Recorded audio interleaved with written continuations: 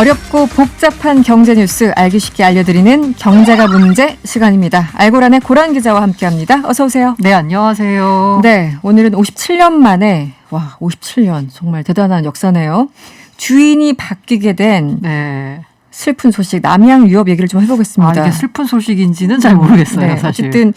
어쨌든 어떤 편을 들고자 하는 네네. 것이 아니라 다른 나라는 막 50년, 100년 이렇게 이어지는 기업들이 있잖아요. 잘해서. 우리는 그런 않죠. 게 없으니까. 네. 이것도 이제 그 중에 한 예가 될 텐데 이번에 사모펀드 매각이 있었고 이른바 불가리스 사태 후폭풍이라고 봐야 될 텐데 어떤 일이 있었는지 간단하게 설명을 좀 해주시죠. 사실 이게 이제 뭔가 어떤 후폭풍이 있었고 그에 따라서 회사까지 팔린 데에는 그 단순한 하나의 사건으로 비춰진 건 아니에요. 그렇죠. 누적되니까 그렇죠. 앞서서 계속 퍼지는 뭔가가 거죠. 쌓여와서 맞아요. 결과적으로 이런 결과가 나왔던 거거든요. 어쨌든 그 트리거가 된 사건이 뭐냐. 4월 13일 날 있었던 어떤 발표입니다. 연구 발표. 이때 이제 남양유업의 항바이러스 면역연구소장이 저는 이걸 보면서 이거 믿는 사람들이 있나 싶을 정도로 약간 의심스러웠는데. 네, 저도 그랬어요. 사실 이거 어쨌든 불가리스 먹으면 코로나에 효과가 있다예요. 간단히 말하자면. 근데 이게 상식적으로 바로 좀 약간 좀 이해가 안 가는데 어쨌든 반응이 뜨거웠어요. 네, 맞습니다. 네. 이게 아무튼 일종의 뭐랄까 사람들의 이제 불안 심리, 공포 심리를 자극하는 거라고 볼 수 있는데 사실 이제 그 이른바 건기식, 건강기능식품이 지난해부터 엄청 많이 팔렸거든요. 관련된 기업들 주가도 실적도 굉장히 좋았고요. 이게 뭐냐면 사람들이 뭐라도 해야 되겠다 이런 상황에서 나의 면역은 내가 챙겨야 된다. 네, 맞습니다. 시작해서 여러 가지. 이런 마음에 약간 고개를 갸웃하는 발표임에도 불구하고 일단 게다가 무슨 소장이래. 라고 하는 사람이 전문가래 하고 한 사람이 나와서 발표하니까 이게 막 불가리스가 약간 매진이 되는 막 이런 상황이 벌어졌습니다. 편의점에서도 다 팔리고 그랬었죠. 게다가 이제 주가 같은 경우에도 이제 폭등을 했고요. 그리고 시간외에서도 10% 추가로 또 오르고 막 이런 상황이 펼쳐졌어요. 근데 질병관리청이 보니까 이게 사실 질병관리청 입장에서는 좀 말이 안 되는 발표잖아요. 그럼요. 그래서 이게 문제가 있다라고 해가지고 식약처 같은 경우에는 식품표시광고법 위반 혐의로 남양유업을 고발 조치했습니다. 게다가 아까 제가 무슨 그 심포지엄에서 나왔던 보고서라고 말씀드렸잖아요.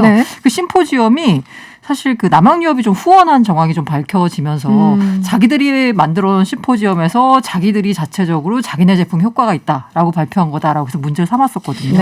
그러니까 4월 16일 날 이제 남양유업이 보도자료를 냈어요. 뭐라고 했냐면 어쨌든 그 불가리스가 효과가 있는 게 사실 그 세포 단계에서는 효과가 있었대요. 세포 단계. 네. 근데 사실 모든 게 세포 단계에서 시작해서 최종적으로 임상까지 가야 되거든요. 사람을 대상으로 한 임상시험. 정말 첫 번째 단계에서 효과가 있었다라고 하는 거예요.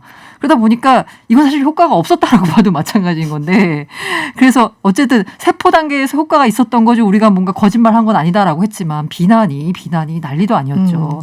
주가 조작설도 제기가 되고 맞아요. 그 폭풍이 엄청 났었어요. 그러다 보니까 지난달 초에 그 회장이 나와서 사퇴하겠다라고 기자회견을 열었습니다.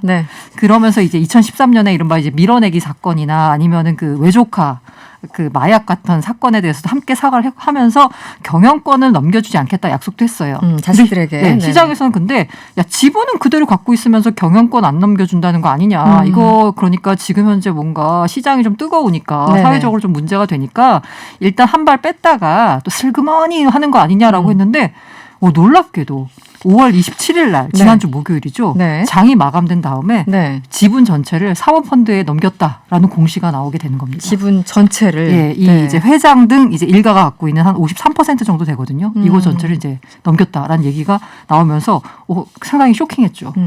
지금 말씀하신 김에 사실 이제 불가리스 사태 외에도 그동안 남양유업 저평가하는 배경에는 여러 가지 있었는데 지금 2013년 뭐 밀어내기 그리고 남양유업에서는 여러 차례 설명했지만 뭐 황하나 씨랑은 연락 끊은 지 오래다 맞습니다. 이렇게 얘기를 했습니다만 어쨌든 그런 거 외에도 또 다른 오너 리스크가 좀 있었죠.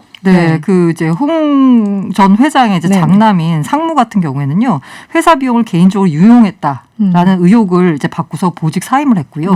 그다음 이 회장님 자체로도 이제 경쟁사를 비방하는데 주도적으로 가담했다라는 혐의를 받아가지고 회장직에서 좀 물러나기도 했었어요. 경영에서 손을 떼기도 했었고. 어쨌든 이렇게 이제 수년간 쌓아온 오너 일가에 대한 부정적 이미지가 결과적으로는 회사 매각의 단초를 제공한 거 아니냐라고 분석할 수 있습니다. 이른바 이제 전형적으로 오너 리스크가 회사 매각까지 불러온 케이스다라고 볼 수 있는 거죠. 그러니까요. 참 그동안 이런 사건이 딱 드러나면 과거 있었던 게 또 재소한다고 계속 이렇게 쌓이잖아요. 맞아, 그런 사건이 있었지. 잊어버린 것도 상기시키는 그런 상황인데 어쨌든 사모펀드 이제 팔았어요. 그래서 그 다음 날인가요? 그 당일이었나요? 하여튼 주가가 엄청나게 올랐다라는 소식을 들었었는데 지금은 어떤가요? 일단은 목요일 날이 이제 장이 마감하고 공시가 나왔어요. 지난 목요일 날. 네. 그러니까 이제 금요일, 월요일, 오늘 이렇게 이제 3일 하는 건데 금요일에는 상한가. 월요일에는 22% 정도 올랐어요. 그러다 보니까 뭐 60% 가까이 이제 상승했고요. 다만 오늘은 9.4% 하락했습니다. 그래도 매각 발표 전과 비교하면 여전히 40% 이상 오른 셈이고요. 이걸 보면 느낄 수 있는 게, 야, 이 오너가 물러난다는 게 회사에서 40%. 아예 지분을 팔아 손을 뗀다는 게 이 회사에서 얼마나 이게 호재로 받아들여지냐, 이걸 좀 알 수 있습니다. 한 3일 동안 60% 가까이 상승했다가 오늘 9.4% 하락했다. 하지만 여전히 오른 상황. 오늘은 주가가 왜 떨어진 거예요? 너무 올라서 그런 건가? 그렇죠. 일단 너무 많이 올랐고요. 이게 산 사모펀드가 이제 한엔컴퍼니라는 곳인데 한엔컴퍼니. 네, 여기가 이른바 이제 사모펀드 업계에서는 PE 업계에서는 좀 그러니까 유명한 데래요. 가장 가까운 그 사례로는 2013년에 웅진식품을 인수했다가 5년 만에 2배 가격에 매각한 그 전적이 있습니다. 그러니까 이렇게 이른바 이제 좀 뭐랄까 망가진 회사를 사가지고 잘 만들어서 대파하는데 상당히 그 뭔가 업력이 좀 쌓여 있는 회사다라고 해가지고 이 회사가 샀다라는 것만으로 해서 시장에서는 와, 이제 회사가 정말 좋아지겠구나라고 생각을 한 건데 이게 이 문제가 뭐냐면 어쨌든 평판 리스크가 지금까지 막 쌓여 있는데 사모펀드 인수했다고 해서 그게 한 순간에 바뀌지 않잖아요. 소비자들의 인식 자체가. 게다가 이게 이제 유업이잖아요. 우유 관련된 건데 이 시장 자체가 사실 축소되고 있는 상황입니다. 저출산에 따라서 분유 시장 다 축소되고 수요가. 있고, 그리고 요새 사람들이 이제 우유 뭐 많이 마시진 않잖아요. 예전만큼 많이 안 마시는 것 같아요. 맞아요. 먹을 게 또 워낙 많아졌기 때문에 예전에는 저희들 어렸을 때만 해도 키 크려면 우유 마셔서 이거잖아요. 딱 그게. 그리고 어차피 이제 시장 자체가 이렇게 축소되고 있는데 과연 이렇게 시장 자체가 약간 축소되는 상황에서 오너만 바뀐다고 해가지고 회사가 크게 달라질 거라는 얘기를 이제 하는 사람들도 있기 때문에 약간 많이 올랐잖아. 그래서 오늘 좀 떨어졌다라고 볼 수 있고요. 이게 한엔컴퍼니가 한 3,100억 원 정도의 이 회장 지분을 해가장 일가 지분 한 50% 정도 샀어요. 이걸 두고도 싸게 샀다, 비싸게 샀다, 뭐 여러 가지 평가들이 오가고 있는데 뭐 결론적으로는 이걸 얼마나 잘 만드느냐에 따라서 이걸 싸게 산 건지 비싸게 산 건지는 이제 가려지겠죠. 나중에 이제 또 판매할 때 그때 이제 한엔컴퍼니 어떤 저력이 보이는가 아닌가 그때 가서 판단이 설 텐데 일단은 한참 오르다가 조금 떨어진 상황이다. 알겠습니다. 그런데 이제 남양 위협 말고도 사실은 유통업계 우리 잊을만하면 한 번씩 나오는 게 많잖아요. 여러 가지 유통업계뿐만 아니라 뭐 다른 기업들도 마찬가지고 오너 때문에 회사가 피해 보는 경우 종종 있었는데 어떤 게 있었죠? 예전에? 사실 최근에 가장 오너로 해가지고 좀 입방아에 많이 오르내리는 분은 이제 정용진 신세계 부회장인데 이분 같은 경우에는 사실 칭찬도 받고 욕도 받고 하고 있는데 최근에는 SNS에서 올린 글 때문에 약간 욕을 이제 먹고 있는 상황입니다. 그래서 이제 이른바 이제 불매 운동 해야 된다라는 얘기까지 나오고 있고요. 근데 이분 같은 경우에는 그 앞서서는 또 칭찬받는 경우도 있기 때문에 약간 애매합니다. 그리고 플러스 마이너스가 왔다 갔다 하는 이게 오너가 어떻게 하느냐가 회사에 도움이 되기도 하고 사실 좀 리스크가 되기도 하거든요. 그렇죠. 외국 같은 경우에 테슬라 같은 경우에는요. 대표적. 일론 머스크가 지난해 테슬라가 홍보팀을 아예 없애버렸어요. 왜냐하면 홍보팀을 아예 없앴어요. 홍보팀 필요가 없다. 그냥 내가 하면 된다. 그래가지고 지금 테슬라의 홍보 채널은 일론 머스크 트윗입니다. 그럼 얼마나 비용 효율적이겠어요. 근데 정용진 이제 부회장도 굉장히 이제 SNS를 하면서 회사를 홍보하고 있는데 동시에 그게 약간 구설에 오르면서 리스크가 되기도 하고 있고요. 이제 구본성 아워홈 부회장 같은 경우에는 보복 운전 때문에 이제 차량 파손하고 상대 운전자 다치게 한 혐의로 재판을 받고 있어서 회사 이미지 전체에 좀 안 좋은 영향을 미치고 있고요. 이 앞서서는 사실 대한항공 오너일가 갑질 논란 이것 때문에 대한항공이 항상 브랜드 이미지 1등이었거든요. 근데 거기서 이제 추락하는 경우도 있었고요. 사실 제일 비슷한 건 미스터 피자를 운영했던 MP그룹의 정우현 전 회장. 2016년에 경비원에 대한 폭행, 뭐 치즈 통행세 이것 때문에 이 회사가 업계 1위였거든요. 순식간에 몰락을 했습니다. 완전.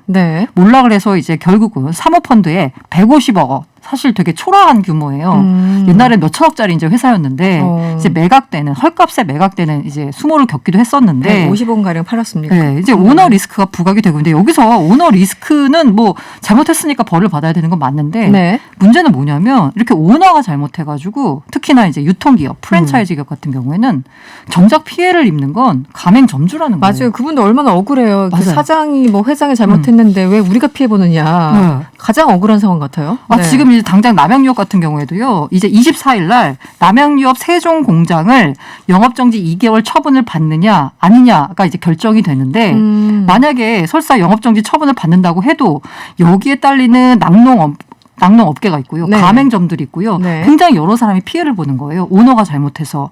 아까 말씀드린 미스터 피자 같은 경우에도 이게 가맹점주들이 막 눈물을 흘리면서 맞아요. 불매운동 하지 말아달라고. 네네네. 그리고 우리가 이제 피해를 보는 거고. 호식이 2마리 치킨, 뭐 봉구스 밥버거, 교촌치킨. 기억납니다. 네. 뭐 이런 데가 다 보면 오너 리스크 때문에 휘청휘청 하면은 가맹점주가 피해를 보거든요. 그래서 사실 그 호식이 2마리 치킨 사건 때문에 2017년에 있었거든요. 네. 이게 회장이 이제 여직원 성추행했다는 이제 의혹 때문에 불매운동 벌어졌을 때 네. 가맹점주들이 너무 피해가 크니까 2018년에 호식이 방지법이라는 네. 이제 별칭으로 해서요. 이게 그 가맹 사업 그 오너의 책임을 강화하는 가맹 사업법이 국회를 통과했습니다. 그러면 이게 통과했으니까 지금은 점주들이 피해를 안 봐야 되는데 네. 사실 그 법안에 여러 가지 좀 문제가 많아요. 이게 뭐냐면 명확한 규정이 없습니다.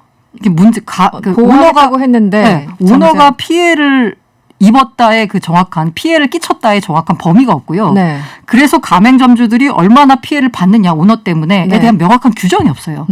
그러다 보니까 법은 통과가 됐는데 실질적인 적용은 약간 유야무야된 상황이에요.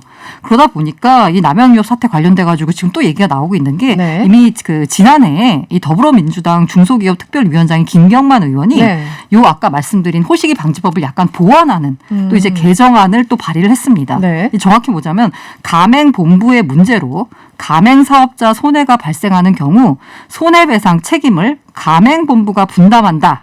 이게 이제 골자예요. 조금 구체적으로 얘기를 해놨네요. 네. 네네. 그래서 개정안에 보면은 오너나 임원 등의 브랜드 이미지 훼손으로 발생한 이익 감소를 네. 가맹본부가 배상 책임을 지도록 하는 내용이 담겨 있거든요. 근데 이 법안에 대해서도 이게 법안이 아직 통과되지도 않았고 이 네네. 법안에 대해서도 말이 나오는 게 뭐냐면 이게 아까 이익 감소라고 했잖아요. 네. 이 감소가 사실 그 오너 때문에 이익이 줄었을 수도 있고 이익이 줄어든 데는 굉장히 여러 가지 이유가 있잖아요. 그걸 객관적으로 어떻게 증명이 되느냐. 네, 그것도 좀 쉽지가 않아서 그렇구나. 여기 한계가 네. 있습니다. 네.